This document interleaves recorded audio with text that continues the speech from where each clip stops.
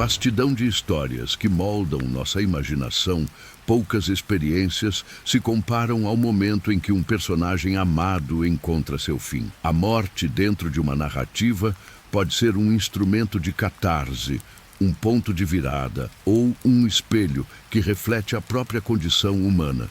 Em universos tão distintos quanto a galáxia longínqua de Star Wars, o mundo mágico de Harry Potter, o cosmos interconectado dos Vingadores, a Terra-média de J.R.R. Tolkien e a brutalidade política de Game of Thrones, a perda de figuras centrais reverbera muito além das páginas ou telas. Cada morte marcante carrega significados que ultrapassam o destino individual de um herói. Elas desafiam nossas crenças sobre sacrifício, redenção e justiça. Neste conto, dividido em 5 capítulos, revisitaremos 5 das mortes mais impactantes da cultura pop, explorando seu contexto, suas camadas emocionais e o que elas revelam sobre nós mesmos. Mas antes, se inscreva no nosso canal e curta o vídeo para que o YouTube espalhe cada vez mais nossas crônicas. Capítulo 1. A Queda do Escolhido. Anakin Skywalker surge nas histórias de Star Wars como uma promessa luminosa. Descoberto num planeta desértico chamado Tatooine, ele é o escravo de uma mãe solteira e sonha em ser livre. Os Jedi acreditam numa antiga profecia que fala de um escolhido destinado a trazer equilíbrio à força, e o garoto humilde, com uma habilidade inata extraordinária, é reconhecido como o potencial salvador. Ainda criança, Anakin demonstra compaixão, coragem e um temperamento impulsivo, características que encantarão e desafiarão seus mestres. A cada vitória, a lenda do escolhido cresce e com ela aumenta o peso de expectativas que recai sobre seus ombros. Ele treina sob a orientação de Obi-Wan Kenobi, desenvolvendo laços fraternais e paternalistas, mas também nutre sentimentos proibidos por Padmé Amidala. Esses sentimentos acenderão a chama de um conflito interno entre a ética Jedi e o desejo humano de amar e proteger a quem se ama. À medida que Anakin amadurece, suas qualidades heróicas se entrelaçam com inseguranças profundas. Ele experimenta pesadelos com a morte de sua mãe e, mais tarde, com a morte de Padmé, presságios que o atormentam. O Conselho Jedi, guardião da Ordem, reluta em conceder-lhe o título de mestre, mesmo após façanhas militares na Guerra dos Clones. Esse ressentimento em relação às estruturas que o restringem se agrava quando o chanceler Palpatine, em segredo o Lord Sith Darth Sidious, se aproxima e oferece conselhos. Palpatine alimenta as dúvidas do jovem, sussurra que o conselho teme seu poder e promete o conhecimento para impedir a morte daqueles que ama. O medo de perder Padmé, a lealdade dividida e a ambição formam uma tempestade que o conduz a um caminho sombrio. Cada escolha, aparentemente motivada por amor ou justiça, escorrega sutilmente na direção do totalitarismo e da crueldade. Quando Anakin descobre que Padmé está grávida, o temor de que a tragédia se repita se torna avassalador, tornando-o ainda mais suscetível às artimanhas de Palpatine. A transformação de Anakin em Darth Vader atinge seu ápice no momento em que ele escolhe a escuridão. Ao impedir que Mace Windu mate Palpatine, Anakin sela seu destino e renega o código Jedi. O gesto não nasce do desejo de poder pelo poder, mas do desespero de salvar Padmé de uma morte anunciada. Ao ajoelhar-se diante do Imperador, ele aceita um novo nome e promete exterminar os Jedi em troca de uma promessa de conhecimento proibido. A partir desse pacto, a República desmorona e os Jedi, protetores da paz, são caçados. Anakin lidera um ataque brutal ao Templo Jedi, matando até mesmo crianças numa das cenas mais perturbadoras da saga. Ao mesmo tempo, nos confins da galáxia, clones traem seus generais. O herói de Tatooine, que um dia sonhou em libertar escravos, torna-se opressor. Em Mustafar, confrontado por Padmé e Obi-Wan, ele tenta justificar seus atos. O amor se torna ódio e a dor o consome. Na luta final, perde seus membros e é deixado à beira da morte, incendiado. O momento em que Palpatine o resgata, coloca-lhe uma armadura negra e um respirador, marca o nascimento de Darth Vader. A morte de Anakin não é física, mas simbólica. O homem generoso e esperançoso perece para dar lugar à máquina de medo e opressão. A queda do escolhido simboliza a morte de uma promessa coletiva, a de que alguém poderia salvar a galáxia sem se perder. O significado dessa morte transcendental ecoa por toda a saga. Em vez de trazer equilíbrio, o escolhido mergulha o universo em trevas. No entanto, sua história também planta a semente da redenção. A paternidade, que foi um motivo de queda, torna-se mais tarde o motivo de seu retorno. Anos depois, diante de seu filho Luke, Vader relembra fragmentos de quem já foi. O amor que outrora o levou à ruína se torna o catalisador de sua salvação. Ao salvar Luke e destruir Palpatine, Anakin renasce brevemente, cumprindo a profecia de equilíbrio à força no momento de sua morte física. A morte simbólica do herói em Mustafar, portanto, ensina sobre os perigos de expectativas messiânicas, a manipulação de sentimentos nobres para fins malignos e a complexidade da natureza humana. Ao mesmo tempo, lembra que, mesmo nos atos mais terríveis, existe a possibilidade de retorno e reparação. A jornada do escolhido, do escravo ao redentor, é um espelho trágico das batalhas entre destino e livre-arbítrio, e sua queda nos obriga a perguntar: quando perdemos um Salvador, o que nos resta para continuar acreditando na luz? Capítulo 2. O sacrifício da mãe. Lily Potter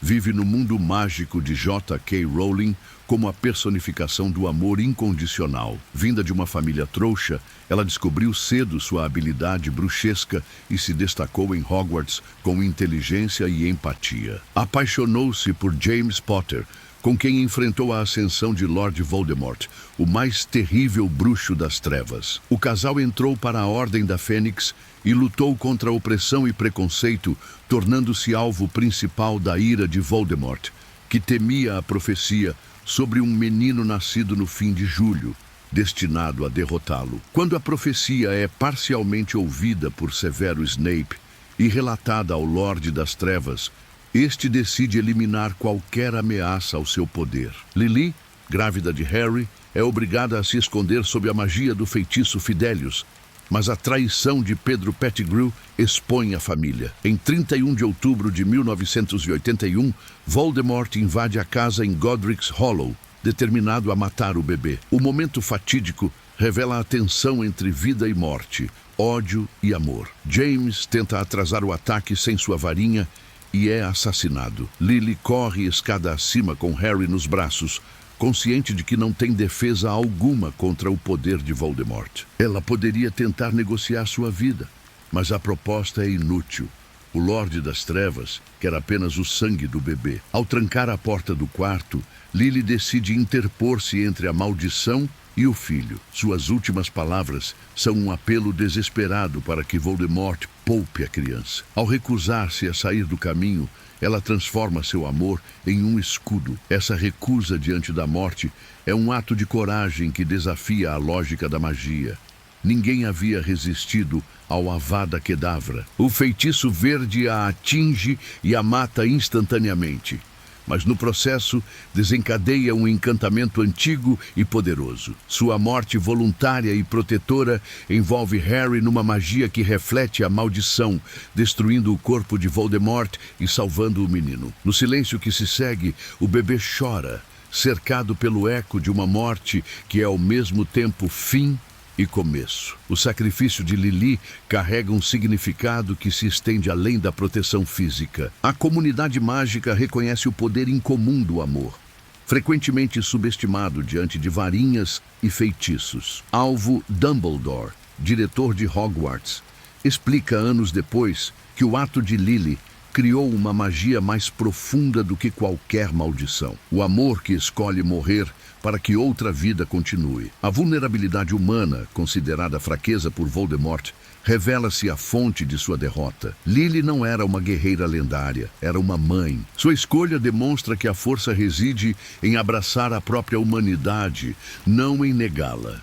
O paradoxo central é que a morte de Lily, tão frágil e cotidiana no contexto de uma guerra épica, resulta no renascimento de esperança para toda a comunidade mágica.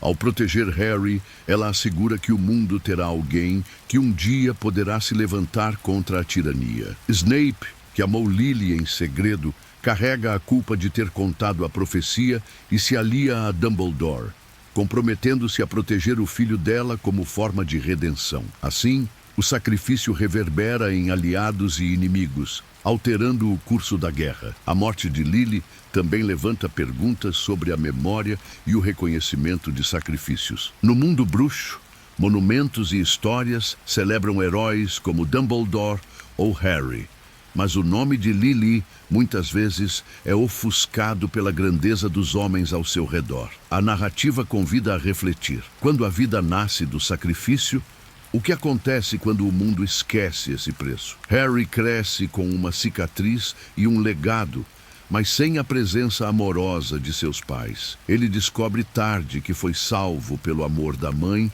e carrega a responsabilidade de honrar esse amor, enfrentando Voldemort novamente. Essa herança molda seu caráter, faz com que repele a tentação de poder e recuse alianças que comprometam sua integridade. Lily torna-se um símbolo silencioso de força, inspirando outras mães e pais a protegerem seus filhos e a desafiarem as forças que buscam controlá-los.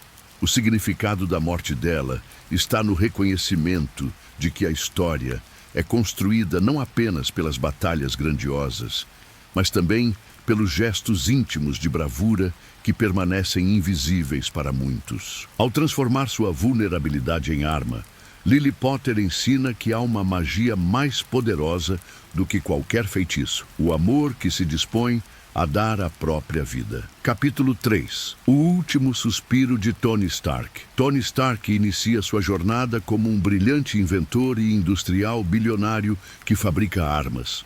Em Homem de Ferro, ele é capturado por terroristas, testemunha a destruição causada por suas criações e é forçado a construir uma armadura improvisada para escapar. A experiência transforma sua percepção do mundo. Ele decide fechar a divisão de armamentos da Stark Industries e usar sua tecnologia para proteger vidas. Apesar de sua genialidade, Tony carrega egocentrismo, sarcasmo e um forte desejo de controle. À medida que o universo cinematográfico da Marvel se expande, ele se vê lutando com traumas de batalhas contra alienígenas e decepções pessoais. O surgimento de ameaças como Ultron, fruto de uma experiência sua que deu errado, mostra que suas intenções nem sempre se alinham com as consequências. Ele tenta controlar tudo, inclusive os super-heróis, apoiando o acordo de Sokovia, que exige responsabilização. Essa postura o coloca em conflito com Steve Rogers, refletindo a dualidade entre liberdade e segurança. Quando Thanos aparece, um ser cósmico com o objetivo de eliminar metade de toda a vida, Tony se vê confrontado com seus maiores medos. Em Vingadores, Guerra Infinita, ele falha em impedir o estalar de dedos que aniquila milhões, incluindo Peter Parker, a quem considerava como um filho. A derrota pesa profundamente. Passam-se 5 anos e Tony se retira para uma cabana isolada, construindo uma vida tranquila com Pepper Potts e sua filha Morgan. Quando Scott Lang emerge do reino quântico com a ideia de viajar no tempo para recuperar as joias do infinito, Tony reluta. Ele teme perder a família que construiu e reviver traumas. Contudo, a memória de Peter e a culpa por não ter salvado o universo o motivam. Ele aceita participar de um plano quase impossível de recuperar as gemas e desfazer o genocídio. Ao descobrir uma solução para viajar no tempo, demonstra sua genialidade. A equipe se divide, viaja ao passado e enfrenta desafios pessoais, mostrando que o passado molda o presente. O confronto final em Vingadores, Ultimato, ocorre no campo de batalha em ruínas, onde Thanos do passado tenta impedir que os heróis usem as gemas recuperadas. A luta é épica e desesperada. Thor, Steve e Tony se revezam para deter o Titã, mas Thanos revela-se quase invencível. Em determinado momento, o Titã obtém a manopla do infinito e ameaça repetir o estalar de dedos, não apenas para dizimar metade da vida, mas para recriar o universo de acordo com sua vontade.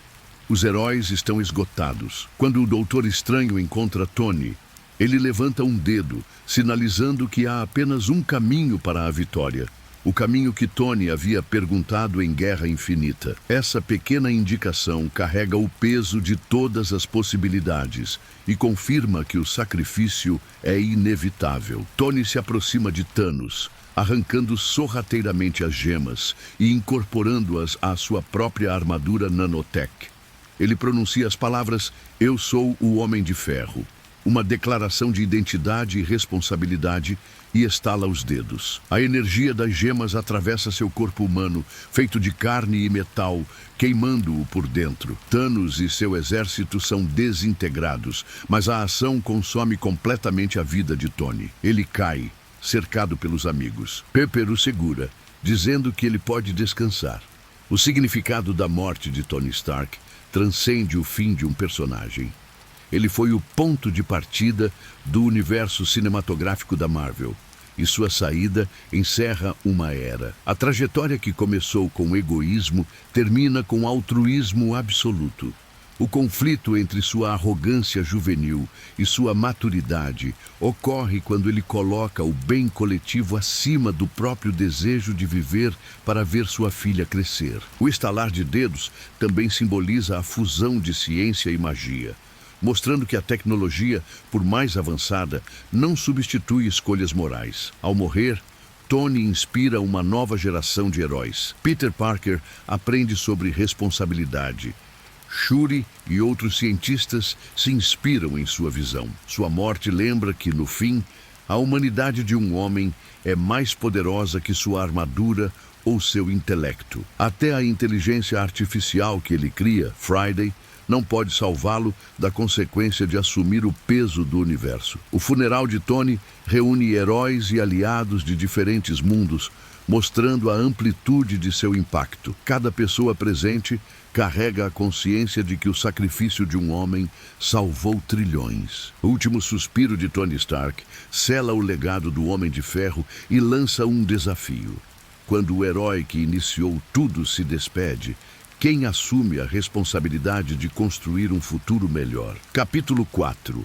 O último ato de redenção. Boromir, filho do intendente de Gondor, é apresentado em O Senhor dos Anéis como um guerreiro destemido e orgulhoso. Crescido sob o peso da responsabilidade de proteger Minas Tirith, cidade que resiste às forças de Sauron, ele acredita que o poder do Um Anel poderia salvar seu povo. Quando se junta à Sociedade do Anel, seu objetivo é acompanhar Frodo em direção a Mordor, mas também observa com ceticismo a decisão de destruir o artefato. O conflito central que Boromir carrega é o choque entre o dever de filho e o chamado da humanidade. Ele sabe que Gondor está enfraquecida e que seu pai, Denethor, espera que ele retorne com algo capaz de virar a guerra. Cada passo da viagem o tenta. O brilho do anel sussurra promessas de vitória e glória. Boromir é um homem honrado, mas é vulnerável às tentações do poder, e isso o coloca em oposição a Aragorn, o herdeiro de Isildur, e aos elfos, que compreendem melhor a corrupção do anel. À medida que a jornada avança, o peso da decisão de destruir o anel se torna mais real. Boromir demonstra coragem, salvando os hobbits em diversas ocasiões, mas sua obsessão cresce. Numa noite de inverno, ele ensina Merry e Pippin a lutar, tratando-os como irmãos, mas também confessa a Aragorn que teme pelo futuro de Gondor. Essa honestidade contrasta com sua crescente paranoia. Na floresta de Amon-Hen, perto das ruínas do reino de Gondor, o conflito atinge seu ponto máximo. Cansado e exausto, Boromir se aproxima de Frodo e tenta convencê-lo a levar o anel a Minas Tirith. Quando Frodo se recusa, Boromir, tomado pelo peso de anos de frustração e pela influência maligna do anel, tenta arrancar-lhe o artefato à força. O hobbit escapa usando o anel, e Boromir cai em si, Envergonhado, ele chora e implora perdão, reconhecendo que foi tentado e que falhou com a missão.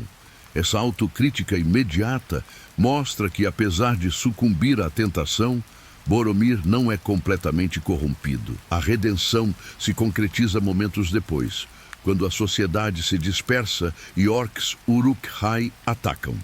Merry e Pippin, indefesos, correm, e Boromir, ainda ferido pela culpa, empunha sua espada e seu chifre.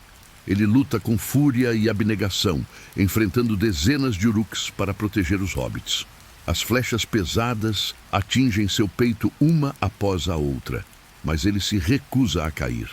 Cada golpe é um ato de penitência, uma tentativa de compensar o momento de fraqueza. Merry e Pippin veem nele não apenas um guerreiro, mas um escudo humano que se interpõe entre eles e a morte. Mesmo quando a terceira flecha atravessa sua carne, Boromir continua de pé, golpeando inimigos até que suas forças se esgotem. Ele finalmente cai, mas não antes de ter salvado a vida de seus companheiros. Seu sacrifício permite que os orcs capturam os hobbits para levá-los a Saruman, mas a resistência torna possível sua posterior fuga. Boromir não morre em vão.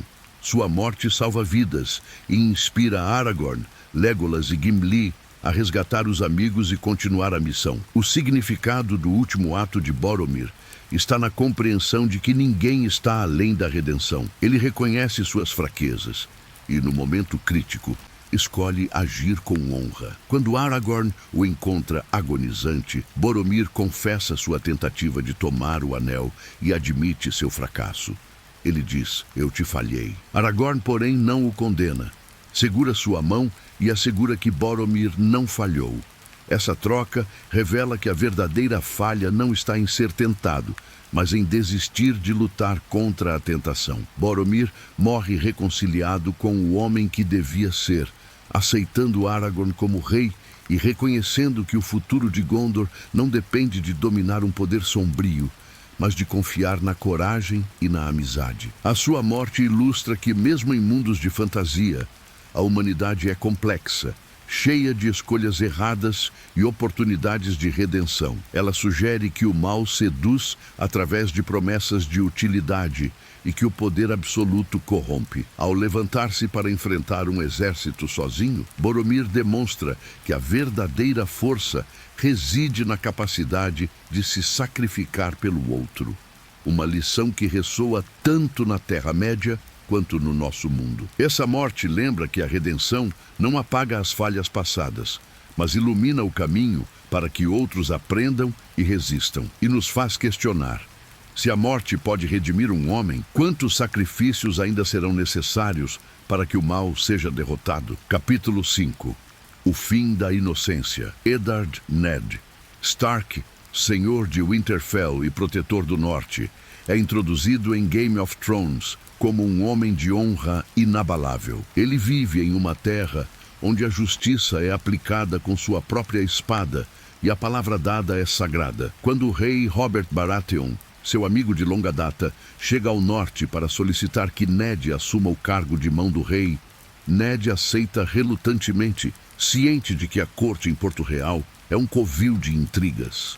Ele leva consigo suas filhas, Sansa e Arya, e mergulha em um mundo onde a lealdade é frágil e a verdade é manipulada. Ned investiga a morte do antigo mão, Jon Arryn, e descobre que os 3 filhos do rei, Joffrey, Myrcella e Tommen, são na verdade fruto do incesto entre a rainha Cersei Lannister e seu irmão Jaime. Essa verdade poderia abalar o reino, mas Ned não compreende totalmente o quão longe os Lannister estão dispostos a ir para manter o poder.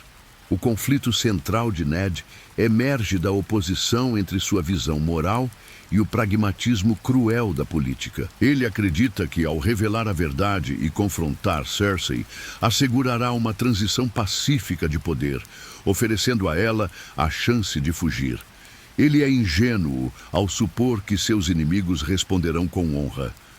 Quando Robert morre, Ned tenta assegurar o trono para Stannis Baratheon, o legítimo herdeiro, mas é traído por Petyr Baelish, que afirmou ser seu aliado. Baelish o entrega aos Lannister e Ned é preso por traição. Enquanto isso, o rei Joffrey, temperamental e cruel, sobe ao trono, apoiado pelo exército Lannister. Sansa implora misericórdia a Joffrey e a rainha Cersei oferece a Ned a chance de confessar seus crimes em troca de perdão e exílio. Para salvar suas filhas e evitar a guerra, Ned aceita confessar algo que não fez. Ele aparece diante do povo em uma plataforma erguida, sob os olhos de suas filhas. Seu discurso, preparado pela corte, é uma confissão forçada, mas ainda assim demonstra dignidade. O clímax da cena é inesperado. Apesar de promessas de clemência, Joffrey ordena que a cabeça de Ned seja cortada. A lâmina desce, separando a cabeça do corpo, enquanto Sansa grita e Arya é segura por Yoren, membro da Patrulha da Noite, que a esconde para protegê-la. O povo, chocado, assiste em silêncio.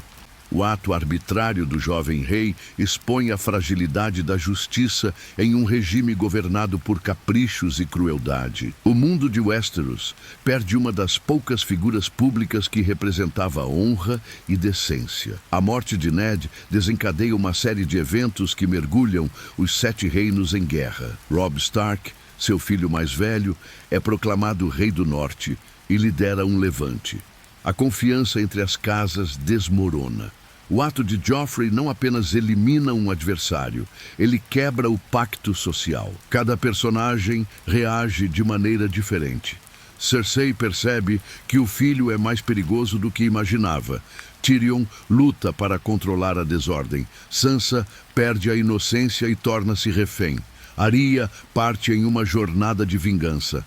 O significado da morte de Ned Stark vai além do fim de um personagem querido. Ela simboliza o fim da inocência na narrativa. Até esse momento, muitos leitores e espectadores acreditavam que a justiça e a honra triunfariam, como em histórias tradicionais. A execução abrupta e injusta derruba essa expectativa e prepara o público para uma história onde ninguém está a salvo e a moralidade é relativa. A morte de Ned obriga as personagens a adaptarem-se a uma realidade em que a sobrevivência depende de astúcia, aliança e, por vezes, crueldade.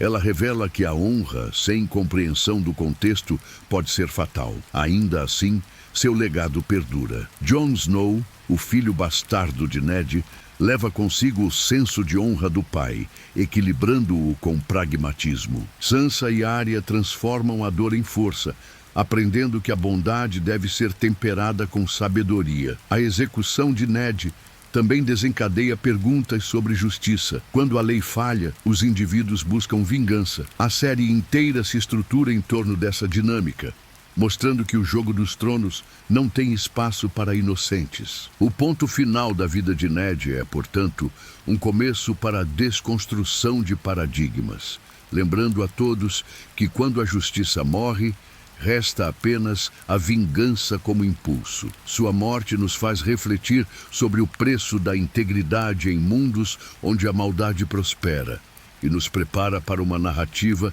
em que as consequências são tão implacáveis quanto o inverno que se aproxima.